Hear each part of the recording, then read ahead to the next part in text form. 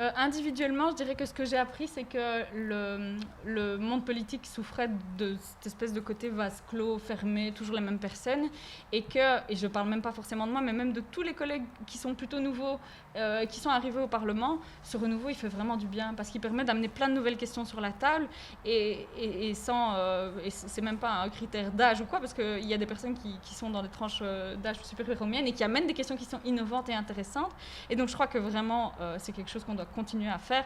Et je le dis souvent, mais moi, j'ai pas vocation à rester sur ce banc de Parlement toute ma vie. Je le vis vraiment comme un genre de projet. Et voilà, je sais que j'ai de la responsabilité, donc j'essaie de bien le faire.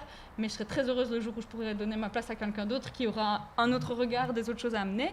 Ça, c'est la première chose.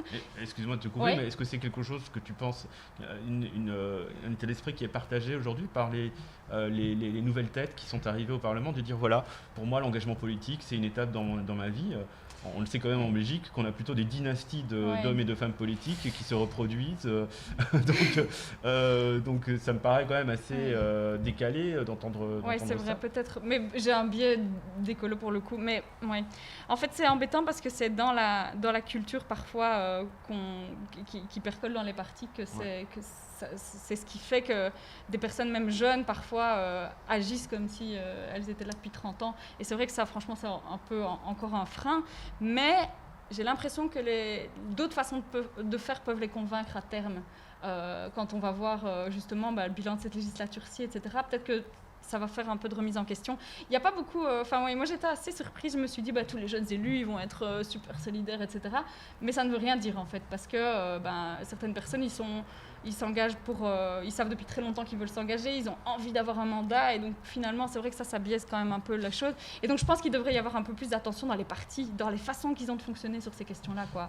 Une personne ici qui nous dit, pour moi, la politique est un engagement et pas un métier, c'est plutôt ça l'idée. Est-ce que finalement, cette logique du décumul aussi n'a pas poussé les élus à non pas cumuler deux postes politiques, mais plutôt de dire, moi, je reste entrepreneur, je reste engagé dans le monde associatif, je reste peut-être dans la fonction publique, que sais-je, et en même temps, j'interviens ou simplement je suis élu à un tel ou tel niveau de pouvoir. Est-ce qu'on va vers ça? Est-ce que c'est d'ailleurs quelque chose que tu souhaites, d'avoir peut-être plus de diversité aussi dans les profils socio-professionnels, mais en tout cas, c'est vrai que donc il y a des mécanismes qui existent pour que le fait de quitter le monde du travail pour faire un mandat, par exemple, il n'y a pas de préjudice après au reste de la carrière.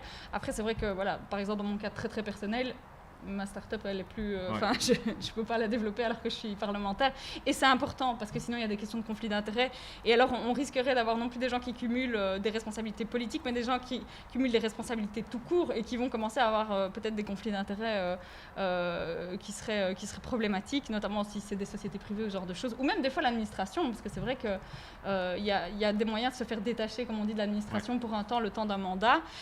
C'est précieux, mais après, la personne retourne dans l'administration. Si elle traite les mêmes sujets au Parlement, c'est vrai que voilà, ça existe pour le moment.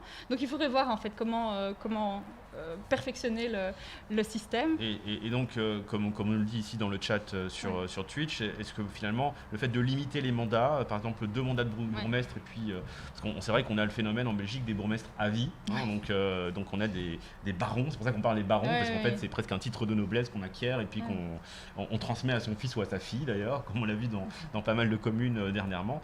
Donc voilà, est-ce que finalement c'est aussi dans cette logique de bonne gouvernance, quelque chose qui te semble une évolution possible, de dire voilà, simplement, fait comme aux États-Unis, il y a une limite au niveau, je parle du président bien sûr, mais 2 mandats et puis on passe à autre chose, retourner à la vie active entre guillemets. Mais oui, mais je pense que c'est en effet utile. Après, dans la pratique, c'est pas aussi simple que ça pour toute une série de raisons, mais c'est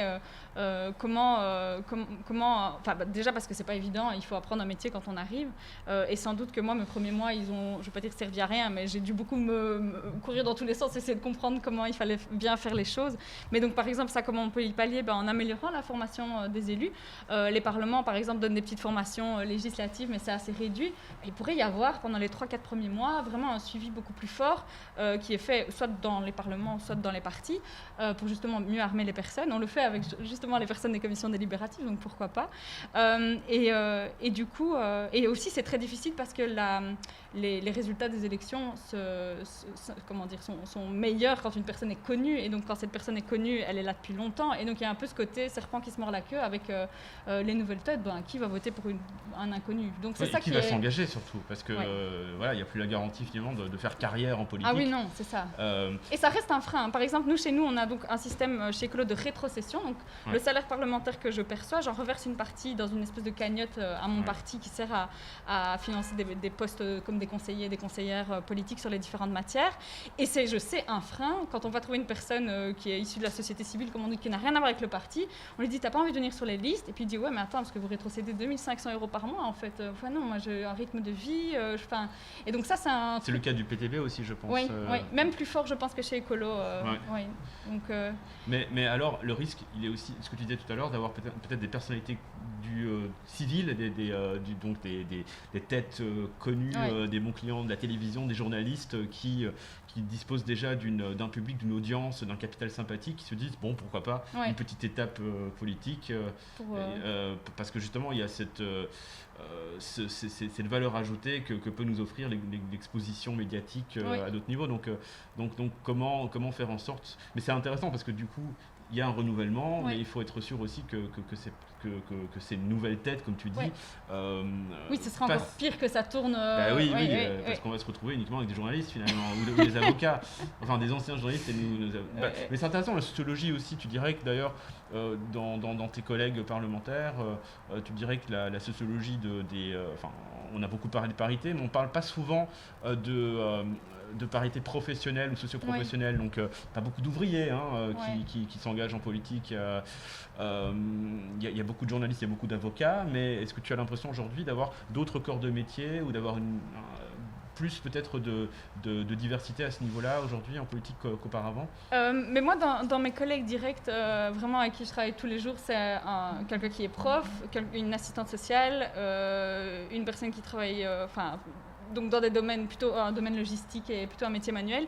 Et donc j'ai l'impression que en effet dans certains partis ça percole, mais que d'un autre côté il y a quand même encore ce côté enfant d'eux qui reste quand même assez présent, et sans doute pour plein de raisons qu'on peut expliquer. Je suppose que quand on est baigné dans le monde politique, on a tendance à avoir envie de s'y plonger, mais en tout cas, j'ai l'impression que le fait d'arrêter cette conception par dynastie serait quand même pas mal, et que ça permettrait justement plus de diversité professionnelle au fond. Parce que si toujours des avocats enfants d'anciens ministres ou d'anciennes parlementaires, c'est un peu dommage aussi pour cette ouverture-là, quoi.